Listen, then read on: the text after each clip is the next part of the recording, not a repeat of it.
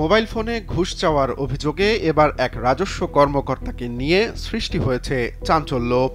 জানা গেছে, ভুক্তভোগী এক ব্যক্তি বাড়ি নির্মাণের অনুমতি চাইতে গেলে তার কাছে ঘুষ দাবি করেন ওই দায়িত্বপ্রাপ্ত কর্মকর্তা। পরে এ ঘটনার প্রতিকার চেয়ে একটি অভিযোগ নিয়ে সরাসরি স্থানীয় মেয়রের সামনে হাজির হন ভুক্তভোগী। সম্প্রতি সামাজিক যোগাযোগ মাধ্যমে এমনই এক ঘটনার ভিডিও ছড়িয়ে পড়লে তা মুহূর্তেই ভাইরাল হয়।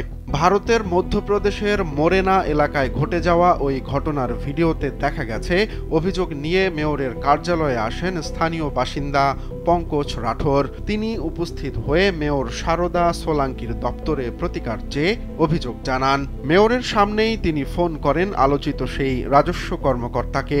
ফোনের লাউড স্পিকার চালু থাকা অবস্থায় ওই কর্মকর্তা ফের ঘুষের কথা তুললে ঘটনাটি মুহূর্তেই প্রকাশ্যে চলে আসে।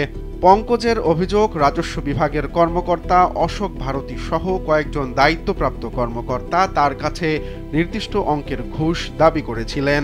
কার ভাগে কত অংশ হবে তাও বিস্তারিত জানানো হয় বলে দাবি করেন ভুক্তভোগী।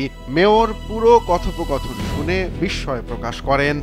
ঘটনার একটি ভিডিও সামাজিক যোগাযোগ মাধ্যমে ছড়িয়ে পড়লে বহু মানুষ ভিডিওটি দেখেছেন এবং কঠোর ব্যবস্থা নেয়ার দাবি জানিয়েছেন।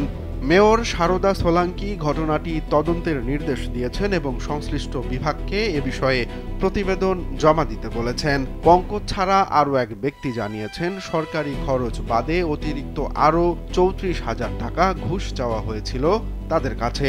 ঘটনাটি এখন মোরেনা শহরে আলোচনার কেন্দ্রবিন্দুতে পরিণত হয়েছে।